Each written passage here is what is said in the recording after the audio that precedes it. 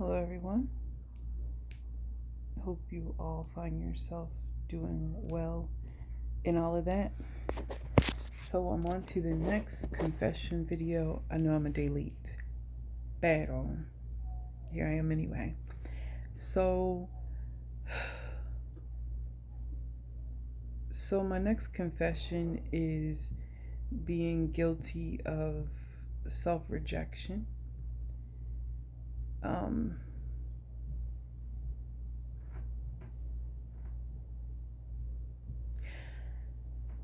It's a little bit difficult to talk about because I personally feel like it stems from mental illness. And I know when people think of mental illness, people think of like the crazy house and and medication and all of that.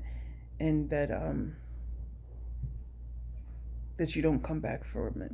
You know, a lot of people think that if you don't get psychological quote unquote help, that you're not coming back from it.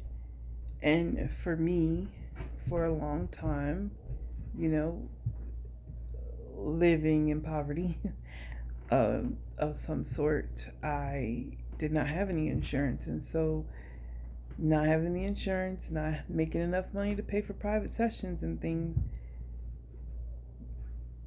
you know, I wasn't able to get the help that I needed um, during that time. But I do realize that, you know, the mind has this incredible ability to preserve and protect itself. And what we call illness is actually medicine. It's your mind giving itself medicine and preserving and protecting itself. And when I say self-rejection, I'm speaking to the fact that for some amount of time I took on another identity. Um, I started having mental health issues at a very young age because of the way that my life was in, you know, things that you just don't have control of as a kid. And I would say, like, I probably started feeling depression as young as 8 or 9 years old. And by the time that I was a preteen, I had developed, I mean, like in middle school, I had developed to the point of not just being depressed, but also being, or not being, having panic attacks, being in a constant state of high anxiety. I was unable to process myself and my own self, the world around me. Other way around, sorry.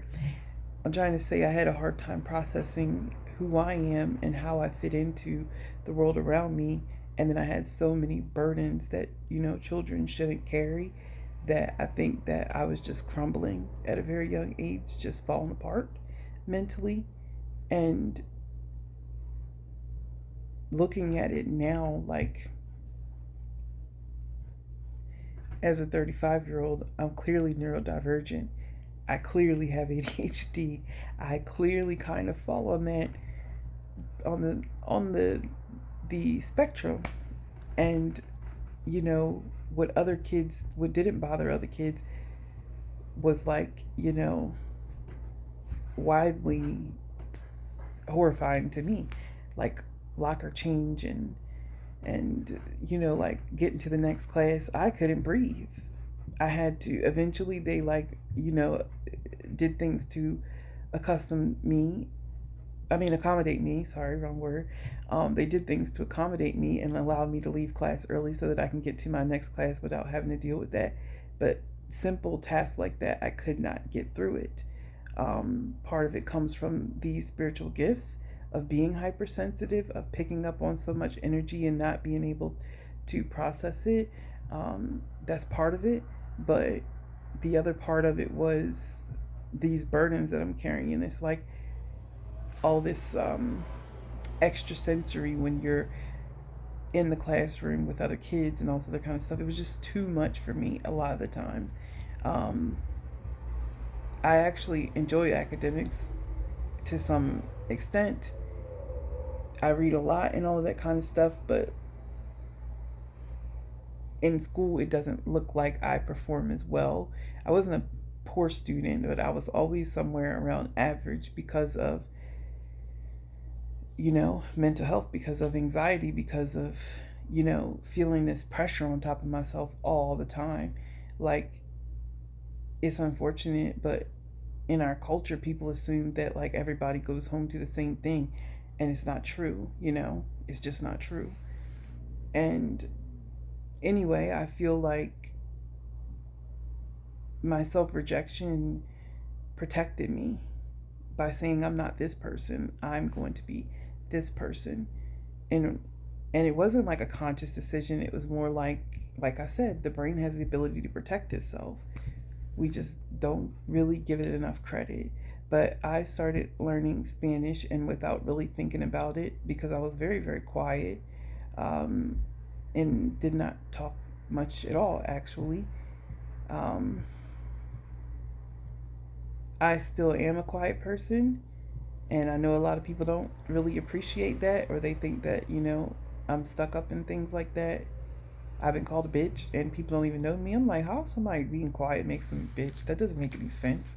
But it did not make it easy for me to even, like, I'm just not I'm not an outgoing person like that. I'm cool once you get to know me, but I'm not an outgoing person like that, and I'm certainly not going to go out of my way to talk to anyone. It's just how I am. But it's just how I am. But that core part of myself did not change. However, when I started to learn Spanish, I, within a few years, built up this identity of being Afro Latina, of, and it protected me.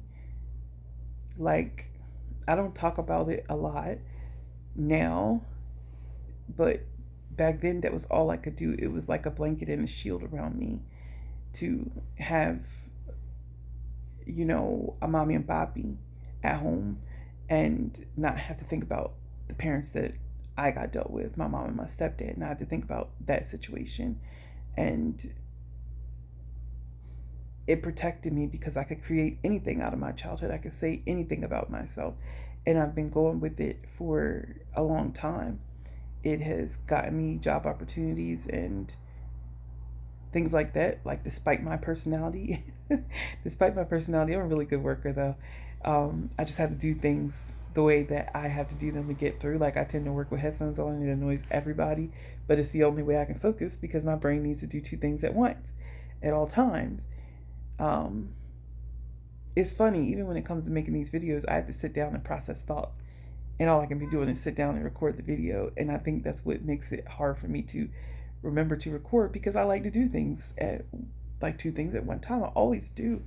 Um, anyway, I rejected myself. I rejected, and most, let me put it this way, when it comes to learning another language, you only know what you know when you know it.